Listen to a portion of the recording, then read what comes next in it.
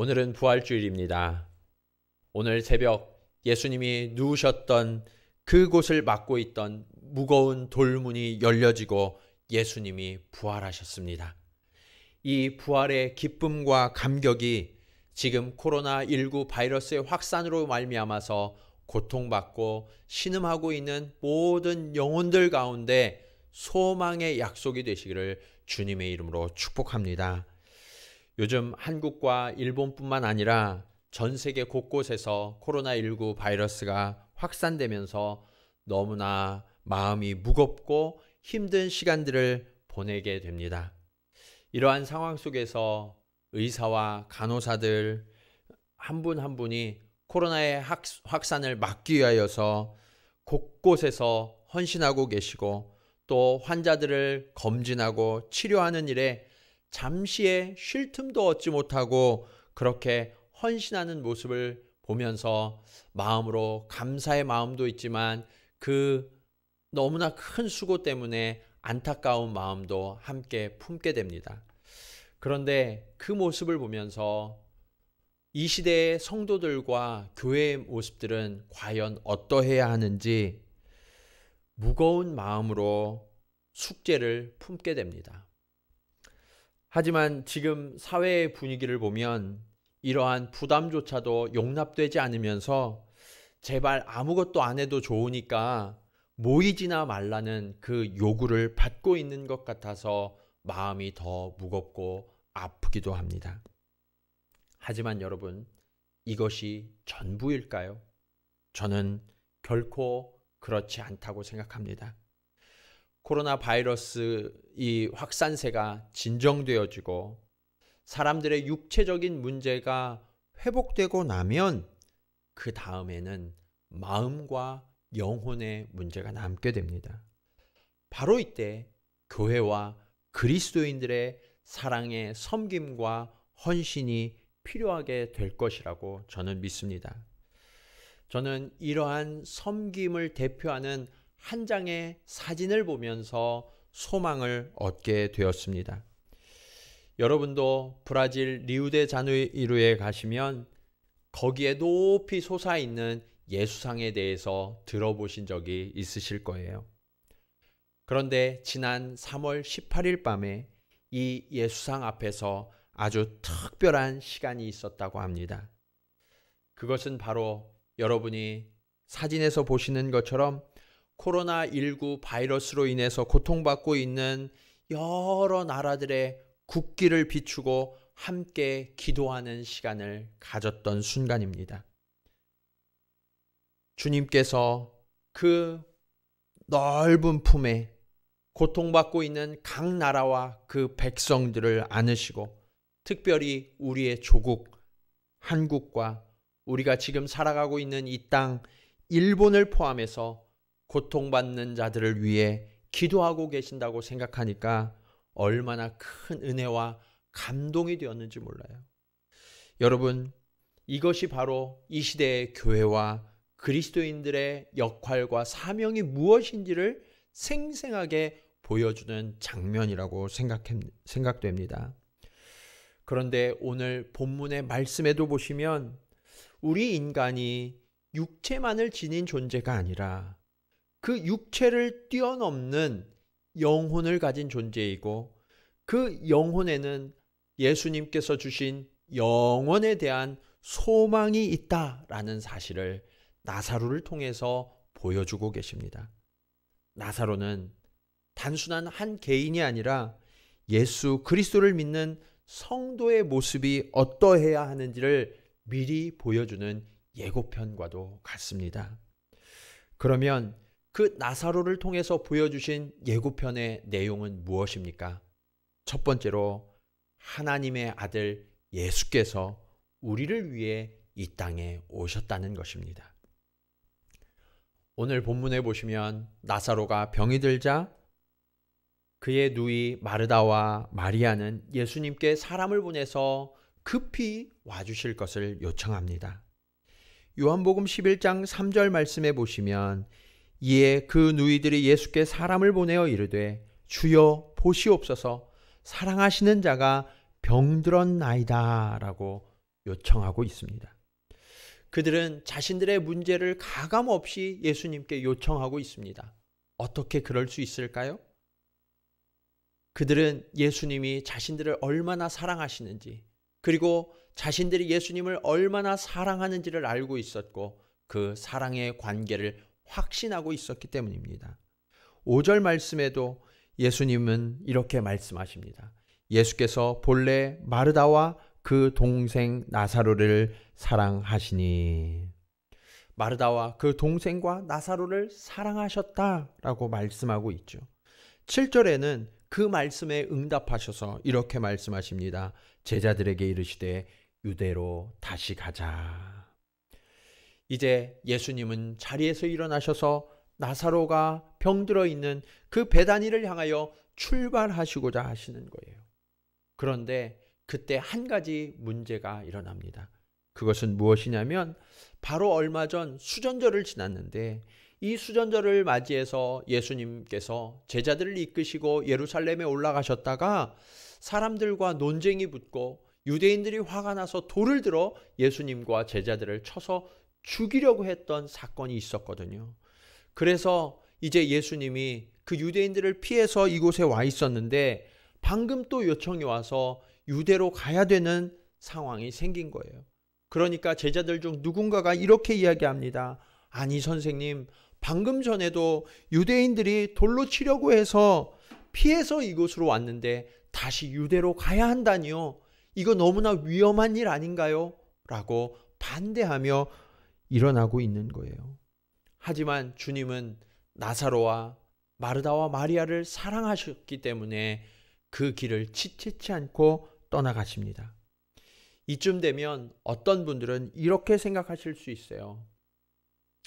나사로와 마르다, 마리아는 예수님의 사랑을 받는 특별한 사람들이니까 그렇지 우리는 달라.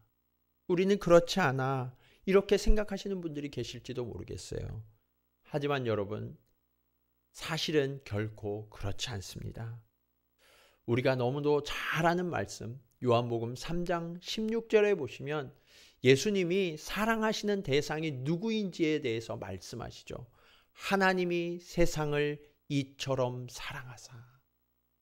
하나님이 나사로뿐만 아니라 이 세상을 살아가는 모든 영혼들을 동일하게 사랑하셨다라고 말씀하십니다. 그리고 그 사랑 때문에 하나밖에 없는 아들 예수 그리스도를 이 땅에 보내셨다라고 성경은 선언하고 있습니다. 여러분, 주님은 사랑하시는 나사로를 위하여 죽음의 위험을 무릅쓰고 베다니에 올라가셨듯 오늘 저와 여러분을 사랑하셔서 이 땅 가운데 오셨고 우리를 위하여 십자가를 지셨음을 우리는 기억해야 합니다. 그렇다면 그 사랑의 주님께서 지금 고통 가운데 신음하고 있고 눈물 흘리고 있는 우리들을 외면하실까요? 저는 그렇지 않다고 생각합니다. 주님은 각 사람의 삶의 자리와 영혼에 이미 찾아오셨고 우리를 위하여 일하시는 사랑의 주님이심을 믿습니다. 그 소망을 품고 이 아픔과 고통의 자리에서 일어나시는 저와 여러분 되시기를 주님의 이름으로 축원합니다. 두 번째로 나사로를 통해서 우리에게 가르치신 교훈은 무엇입니까? 예수님이 죽음을 이기셨다는 사실입니다. 요한복음 11장을 보시면 예수님께서 마을에 들어가시기 직전에 마르다가 먼저 예수님을 기다리고 있다가 만났다는 이야기가 나옵니다. 그리고 이어서 마리아가 예수님을 찾아옵니다. 그녀들은 주님 앞에서 엉엉 울며 통곡합니다. 그런데 그 통곡하는 모습에 예수님께서 갑자기 눈물을 흘리며 우십니다. 그 모습을 보던 사람들은 이렇게 이야기합니다. 보라, 예수님께서 저들을 얼마나 사랑하였는가. 하지만 여러분, 예수님이 여기서 우신 것은 그들을 사랑해서만이 아닙니다. 그 눈물의 진짜 의미는 성경에 기록된 대로 비통히 여기셨기 때문입니다. 여러분, 비통히 여기셨다라는 의미는 성나서 으르렁거리다라는 의미입니다.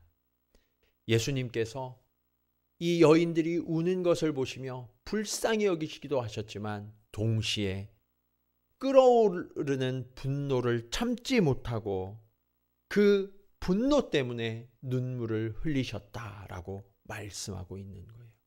그렇다면 예수님이 분노하신 대상은 무엇이었을까요? 그것은 바로 인간들의 죄와 그 죄로 인한 사망에 대한 분노였습니다.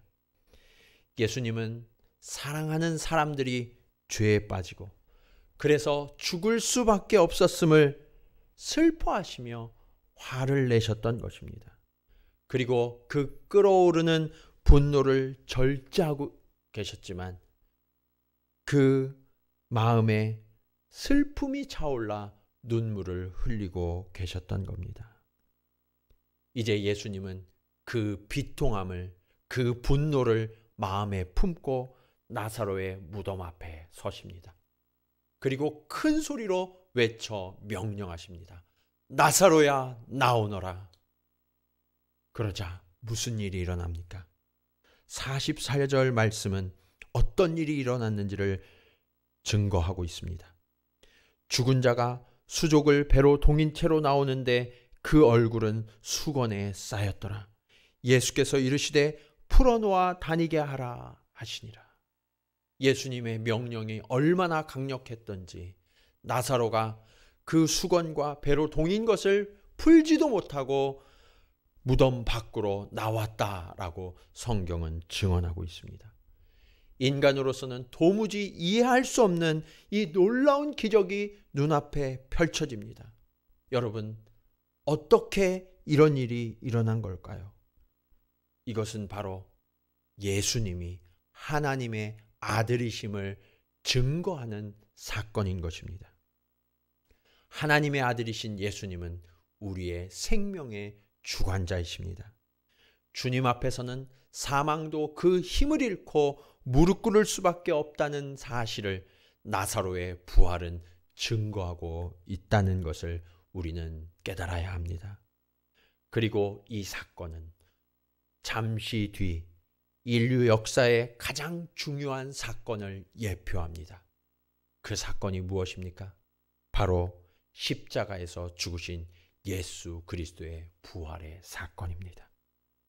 주님께서 십자가에서 죽으시고 무덤에 들어가신 지 사흘 만에 그날 아침 마태복음 28장 2절은 이렇게 그 광경을 표현합니다. 큰 지진이 나며 주의 천사가 하늘로부터 내려와 돌을 굴려내고 그 위에 앉았는데, 그리고 그 천사가 이렇게 선포합니다. 그가 여기 계시지 않고 그가 말씀하시던 대로 살아나셨느니라. 아멘. 주님께서 생전에 말씀하신 대로 죽음에 머물지 않으시고 다시 살아나신 것입니다. 여러분, 주님은 부활하신 주님이심을 믿으십니까? 그렇다면 그 부활하신 주님은 죽음이 더 이상 그 사랑하는 자녀들을 가둘 수 없도록 자유케 하신 분이심을 우리는 또한 고백해야 합니다. 세상을 지배하는 가장 큰 권세가 바로 이 죽음인데, 주님은 이 죽음의 문제를 영원히 해결하심으로써 우리 삶의 모든 문제에서 우리를 자유케 하신 것입니다. 그렇다면 그렇게 부활하셔서 죽음을 이기시고 우리를 자유케 하신 그 주님, 그 부활은 성도에게 어떠한 의미가 있습니까? 그것이 오늘 말씀의 마지막 교훈입니다. 주님의 부활은 성도의 부활의 약속이 되는 것입니다. 오늘 예수님의 명령으로 무덤에서 나와 부활한 나사로는 예수님의 부활의 권세에 힘입어 우리도 부활을 입을 것을 예고하고 있는 겁니다. 요한복음 11장 4절은 이렇게 말씀하십니다. 예수께서 들으시고 이르시되 이 병은 죽을 병이 아니라 하나님의 영광을 위하며 하나님의 아들이 이로 말미암아 영광을 받게 하려 함이라 하시더라. 여러분, 이처럼 성도의 죽음은 하나님의 영광과 주님의 구원의 은혜를 나타내는 통로가 됨을 믿으시기 바랍니다. 주님은 이에 제자들에게 가르치시기 위해서 마르다, 마리아의 요청에 바로 일어나신 게 아니라 오늘 말씀에 보면 이틀을 지체하셨다라고 말씀하고 있어요. 그리고 이틀이 지난 후에 이렇게 말씀하십니다. 11절 말씀을 보시겠습니다. 또 이르시되 우리 친구 나사로가 잠들었도다. 그러나 내가 깨우러 가노라. 여러분, 이 말씀이 무엇을 의미합니까? 예수님께서 병든 나사로가 죽는 순간까지 기다리셨다는 거예요. 그리고 그가 죽은 이후에야 출발하셨다라고 말씀하시죠. 예수님께서 왜 이런 일을 벌이셨을까요? 15절 말씀에 이렇게 그 이유에 대해서 설명하십니다. 내가 거기 있지 아니한 것을 너희를 위하여 기뻐하노니 이는 너희로 믿게 하려 함이라. 그러나 그에게로 가자 하시니. 예수님이 지체하신 이유는 우리의 믿음을 위해서 지체하셨다라고 말씀하고 있어요. 그렇다면 그 믿음은 어떤 믿음입니까? 바로 오늘 말씀의 25절, 26절에 선포된 말씀입니다. 예수께서 이르시되 나는 부활이요 생명이니 나를 믿는 자는 죽어도 살겠고 무릇 살아서 나를 믿는 자는 영원히 죽지 아니하리니 이것을 내가 믿느냐. 예수님은 이 믿음에 의거해서 나사로를 불러 살리셨고 그 나사로가 다시 살아나자 슬피 울며 애통하던 수많은 사람들이 예수님을 믿게 되었다라고 성경은 증언합니다. 지금 이 순간에도 세계 곳곳에는 수많은 영혼들이 두려움과 슬픔에 빠져 탄식하고 있습니다.